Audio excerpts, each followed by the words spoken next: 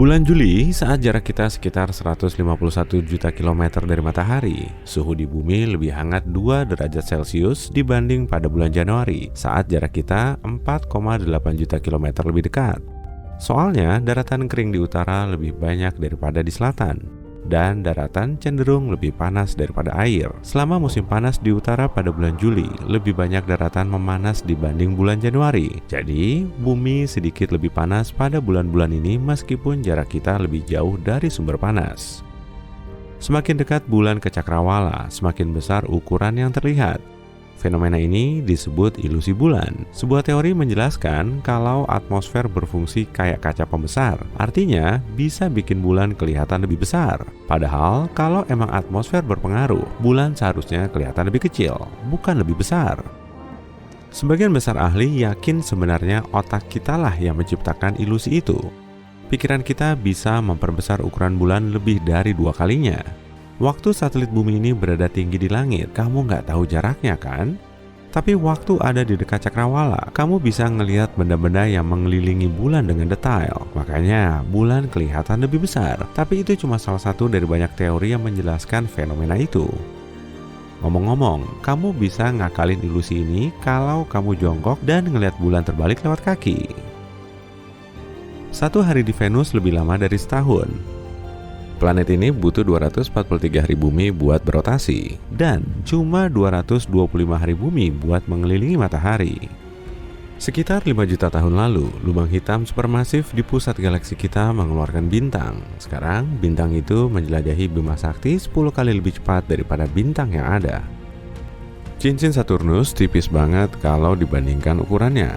Kalau kamu punya magnet planet ini yang ukurannya 900 cm, berarti cincinnya 10.000 kali lebih tipis daripada pisau cukur. Umur Merkurius sudah beberapa miliar tahun. Pada 2016, saintis nemu keanehan di permukaan planet itu yang nunjukin kalau Merkurius menyusut. Setelah diteliti lagi, ternyata Merkurius belum selesai mendingin. Bumi dan bulan perlahan menjauh, tapi pelan banget kayak pertumbuhan kuku. Ini adalah sisi lain dari gaya gravitasi satelit kita. Bulan memengaruhi gelombang pasang di samudera bumi. Nah, gelombang itu mendorong bulan dan mempercepatnya. Nantinya, ini bikin satelit kita terdorong ke orbit lebih tinggi. Di zaman prasejarah, jarak bulan ke bumi lebih dekat daripada sekarang. Untungnya, kita nggak kehilangan bulan. Semakin jauh bulan, semakin lemah tarikan gravitasinya. Artinya, nggak lama lagi, bumi nggak akan mendorong bulan dengan kekuatan itu.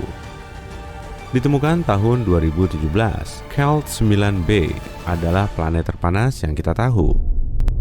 Nanti kalau kamu ngeluh panas lagi, ingat, suhu di planet itu bisa mencapai 4.300 derajat Celcius.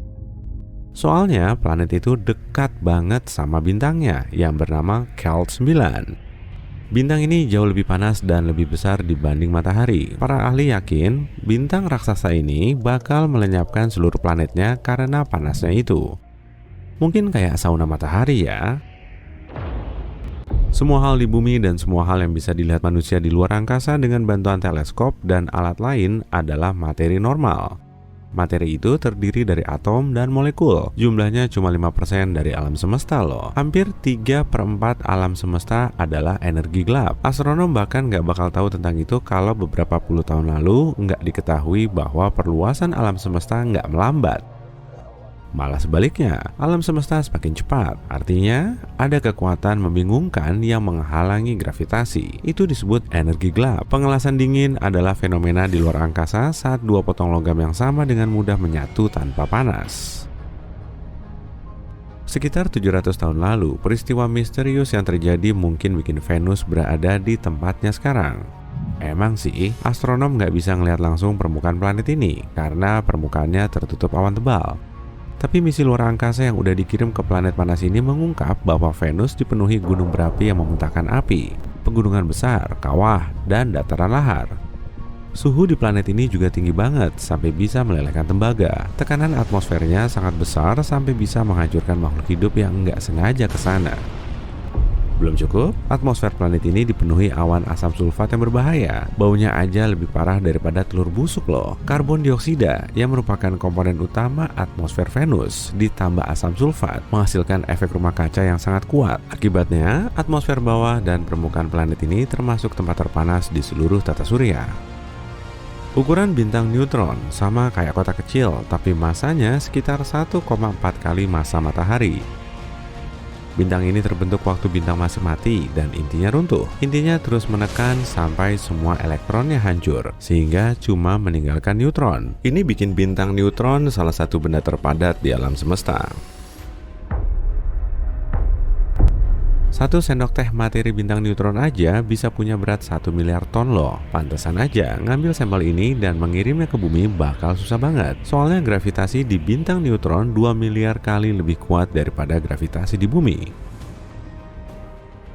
Karena pengaruh bulan pada bumi, planet kita pelan-pelan berputar semakin lambat. Iya, pelan-pelan banget, sekitar 17 milidetik setiap 100 tahun.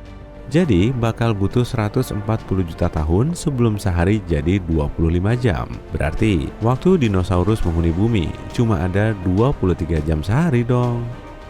Cuma ada sedikit banget aktivitas yang terjadi di dalam bulan dan hampir nggak ada atmosfer di sekelilingnya. Makanya saintis bisa nyari tahu kawah tumbukan yang tersebar di permukaan satelit kita selama miliaran tahun.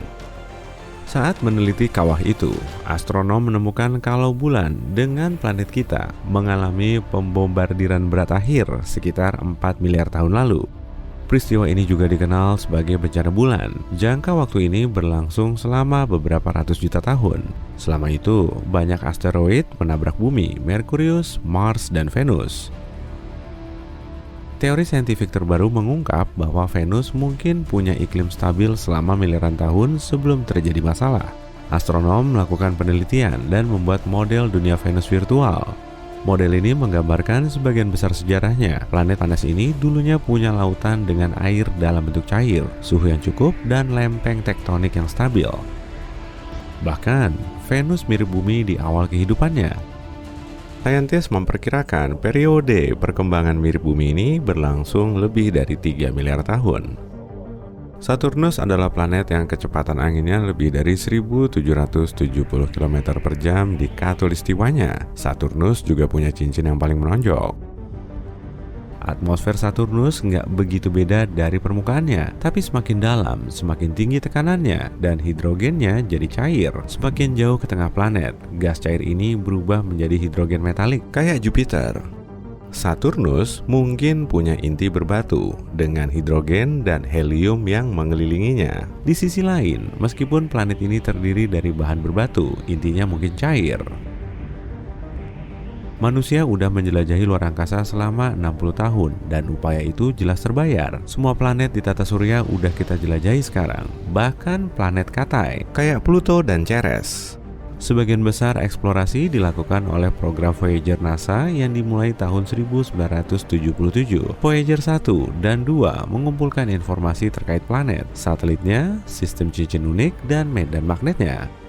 Wahana antariksa kembar ini terus mengirim data ke bumi, dan saat ini Voyager 1 berada di medium antar bintang. Langit mungkin kelihatan tenang waktu dilihat dari bumi, tapi Bima Sakti bakal ngalamin tabrakan besar dengan galaksi Andromeda 4 miliar tahun dari sekarang. Pasang alarm ya, kedua galaksi ini bakal bertemu dan keduanya nggak akan bertahan. Bintang akan berhamburan dan rasi akan terpisah. Akhirnya, dua raksasa ini akan menyatu dan membentuk galaksi elips. Tapi menurut National Geographic, matahari dan bumi akan bertahan. Semua makhluk di bumi bakal ngelihat pemandangan indah saat kedua galaksi ini menyatu.